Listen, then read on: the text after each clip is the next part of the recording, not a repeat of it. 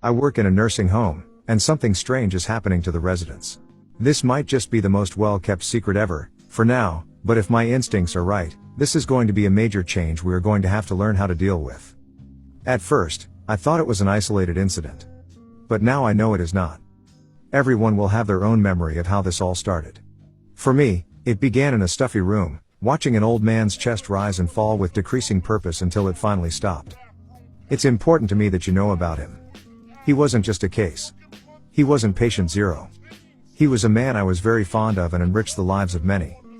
His name was Bert. He loved children, though he had none of his own. In the old days he was a children's entertainer. He did puppet shows and magic tricks that enthralled his young audiences. He was a kind man with a great sense of humor. He liked crosswords and cricket and puns. Really bad puns. I always joked with him that he should have been a father because he had the dad joke down to a fine art. He ended his days in the nursing home where I worked.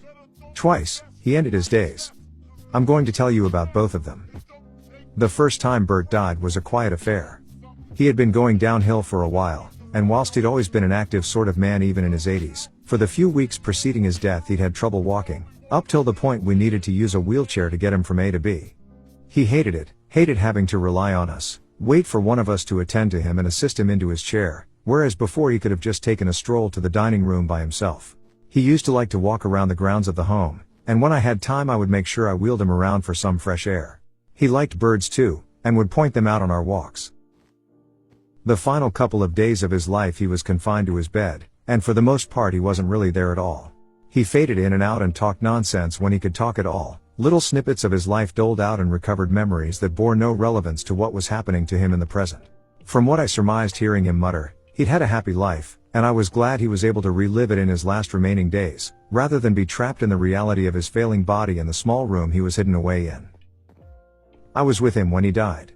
People working in nursing homes get a sixth sense about when people are going to pass, and even though my shift ended at 2 o'clock I volunteered to sit with him. He had family, but they all lived too far away, and I didn't want Bert to die alone.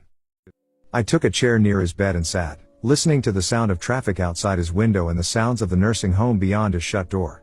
One of the housekeepers was singing in the corridor near us, and the afternoon shift was springing into action, sorting laundry and doing tea rounds.